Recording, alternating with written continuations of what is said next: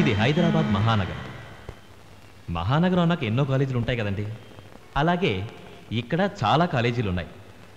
ఇప్పుడు మనం చూడబోయేది ఒక విచిత్రమైన కాలేజ్. దాని పేరు ఎస్విఎస్ కాలేజ్. ఈ కాలేజీ వయసు 125 సంవత్సరాలు. ఇదేమిటి, ఇంత పురాతనమైన కాలేజీ క్యాంపస్లో స్టూడెంట్స్ ఎవరూ కనిపించడం లేదు? అయినా నా పిచ్చి కానీ, ఈ టైంలో స్టూడెంట్స్ బయట ఎందుకుంటారండి? బుద్ధిగా క్లాస్ రూమ్లో ఉంటారు కానీ. రండి చూద్దాం. అరే, ఇక్కడ ఎవరూ లేరే. పోనీ క్యాంటీన్లో ఉన్నారేమో చూద్దాం. రండి. అబ్బో, క్యాంటీన్ ఏంటి ఇంత మోడర్న్గా ఉందనుకుంటున్నారా? ఉండదా మరి. స్టూడెంట్స్ వేరే ఫాస్ట్ ఫుడ్ సెంటర్లకు వెళ్లకుండా వాళ్ళ కోసం తనకున్నదంతా ఖర్చు పెట్టి ఈ క్యాంటీన్ ఇంత గొప్పగా తయారు చేశాడు ఈ మైకల్ డిసోసా. మరి అలాంటప్పుడు ఎక్కడ ఎందుకుంటారు? ఇదిగో ఇక్కడే ఉన్నారు మన స్టూడెంట్స్. వీళ్ళల్లో ఇతను ఉత్తేజ్, ఇతను ప్రకాష్, ఇతను వేణు, ఇతను గణేష్, ఇతను శివాజీ. కోతి నుంచి మనిషి పుట్టాడడానికి వీళ్ళే నిదర్శనం అండి. ఈ గ్యాంగ్ లో ఒక అల్లరి ఆడపిల్ల కూడా ఉందండోయ్. ఆ పిల్లే ఈ గ్యాంగ్ కి లీడర్. ఆ లీడరే ఈ కాంచన.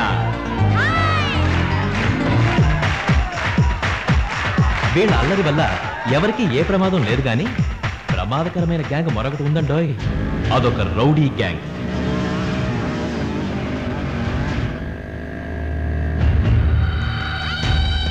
ఆ గ్యాంగ్ లీడరే ఈ దిలీప్. వీళ్ళకి కాలేజీ ఒక విహార కేంద్రం.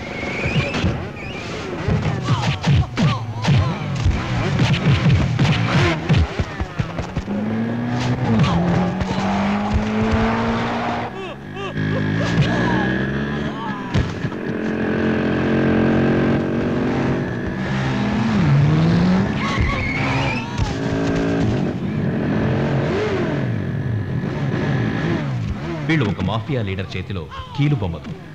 వీళ్ళ సరదాను తీర్చుకోవడం కోసం వాడు చెప్పిన ఇలాంటి భీభత్సమైన పనులు చేసి పెడుతూ ఉంటారు.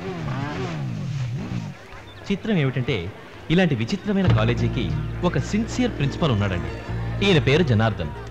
ఇక మరి స్టూడెంట్స్ కి లెక్చరర్స్ కి సంబంధాలు ఎలా ఉన్నాయో చూద్దామా? నమస్కారం అండి.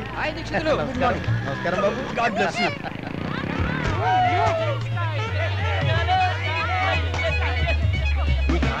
అలరి మరీ ముదిరిపోయినట్టుంది. ఈ రోజు కొత్త ఉందండి. ఈ రోజు ఉండేదేగా.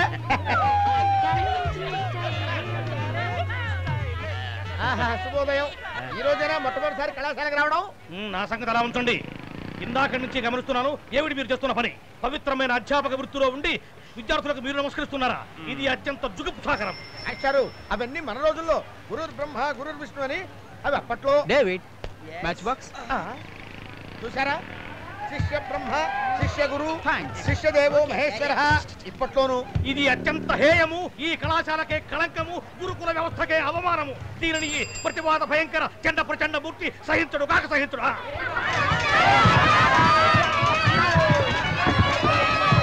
నిశ్శబ్దము, కూర్చునుడు. అందరూ మీ స్థానంలో కూర్చునుడు. ఏమిటి క్రమశిక్షణ రాహిత్యం? కూర్చునుడు, అందరూ కూర్చునుడు, కూర్చునుడు. నిశ్శబ్దము. మీరు వెళ్ళండి, వెళ్ళండి, వెళ్ళండి, వెళ్ళండి, వెళ్ళండి. తప్పు తప్పు తప్పు. మీ స్థానంలో వెళ్ళండి. మీ స్థానంలో వెళ్ళి మీరు కూర్చోండి. నిశ్శబ్దము, క్రమశిక్షణ పాటించండి. నిశ్శబ్దము, కూర్చునుడు, కూర్చునుడు. మీరందరూ మీ స్థానంలో కూర్చునుడు. నిశ్శబ్దముగా కూర్చునుడు. క్రమశిక్షణ, నిశ్శబ్దముగా కూర్చునుడు. చీ చీ చీ.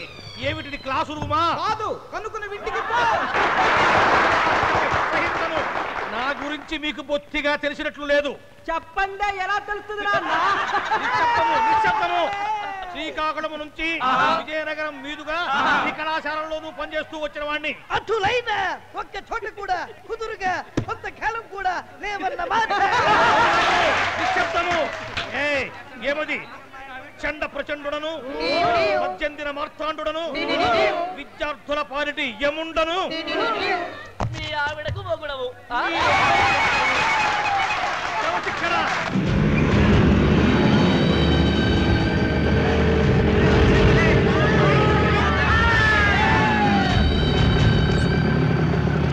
తరగతి గదిలోనికి ద్విచక్ర వాహనమా? ఎంత పొగరెంత పదమెంత కండకావరము. క్రమశిక్షణ రాహిత్యము. ఇది నేను సహించను. భూగపాలము విచిత్రము. ఆగుము, ఆగుము. ఏమా ధిక్కారము? దురహంకారంతో కన్ను మిన్ను కారణం మీ ఐదుగురికి ఈ దినము గైరు హాజరు వేసినచో అనుభవించదు. కానీ మానవత్వంతో మొదటి దినము కనుక మిమ్మల్ని మన్నించి వదిలివేయుచున్నాం. ఈ దినమునకు క్యాండిడేట్ చాలా టూ మచ్ గా మాట్లాడుతున్నాడు. వాడికి ట్రీట్మెంట్ చాలా వస్తుంది. ఏ రూపం బాబు? విశ్వరూపం చెప్పారు కదా. ఈనాటి పాఠ్యాంశము శాకుంతలం. శాకుంతలం రాసేటప్పుడు కాళిదాసు మనసులోకి ఒక ఆలోచన వచ్చింది. అది ఏమి ఆలోచనయ్యా అంటే శకుంతలను కథానాయికగా తీసుకుని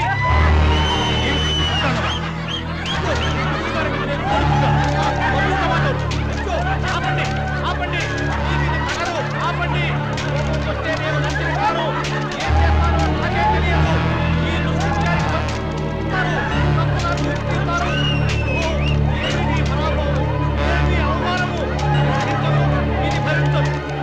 ఇది కాలేజీ వీళ్ళకి పిల్లలు అలాంటి వాడే కట్టుకోలేకపోతే ఇక సామాన్యుల మాట ఏమిటి? రైలు కింద పడినా చస్తారు కానీ వీళ్ళ చేతుల్లో మాత్రం చచ్చేటావును. అయ్యా నేను రాజీనామా చేస్తున్నాను. అదేమిటండి ఉదయంగా వచ్చి జాయిన్ అయ్యారు, మళ్ళీ సాయంత్రం రిజైన్ చేసేస్తున్నారేమిటి? రేపు రాజీనామా చేసేందుకు ఆయన ఉండరు గనక ఆసుపత్రిలో ఉంటారు గనక. ఈ కాలేజీలో ఉద్యోగం చేశాకంటే కాఫీ హోటల్లో కప్పులు కడుకుని బతకడం మేలు. అయ్యా మీకు ఒక దండం. మాస్టర్ గారు మాస్టర్ గారు ఆగను మాస్టర్ గారు ఆగనంటే ఆగను. వచ్చిన ప్రతి లెక్చరర్ ఒక్క రోజులో వెళ్ళిపోతున్నాడు. కొత్త వాళ్ళు అసలు ఇక్కడికి రాము అనేస్తున్నారు. ఏం చేయాలో అర్థం కావట్లేదు. సి సార్, మాకిది నేటివ్ ప్లేస్ అంటే సొంత ఊరు కనుక వేరే దారి లేదు గనక ప్రాణాలు గుప్పెట్లో పెట్టుకొని మేమంటే ఇక్కడ ఉద్యోగాలు చేస్తున్నాం కానీ తెలిసి తెలిసి ఇక్కడికి ఎవరు వస్తారండి ఉద్యోగాలు చేసేందుకు? నెవర్. ఎంతో గొప్ప భవిష్యత్తున్న ఈ విద్యార్థుల్ని తీర్చిదిద్దాల్సిన మనం చేతగాని వాళ్ళలా ఇలా చూస్తూ ఊరుకోవలసిందేనా? మాస్టర్ అంటే గౌరవం లేక, జీవితం అంటే విలువ లేక, విద్య అంటే లక్ష్యం లేక రౌడీలుగా తయారవుతున్న ఈ విద్యార్థి లోకాన్ని బాగు చేయడం ఎవరి వల్ల సాధ్యం కాదండి. వీళ్ళని బాగు చేయడానికి ఏ మహాపురుషుడో ఎక్కడి నుంచో దిగి రావాలి.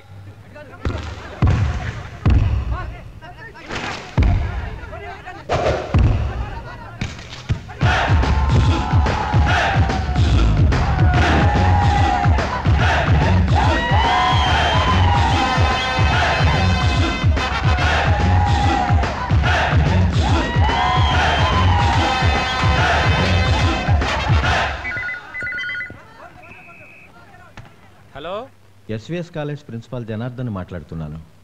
రాజ్ కుమార్తో మాట్లాడాలి. రాజ్ కుమారా? సార్, నేను రాజ్ కుమార్ మాట్లాడుతాను. నీతో పర్సనల్గా మాట్లాడాలి.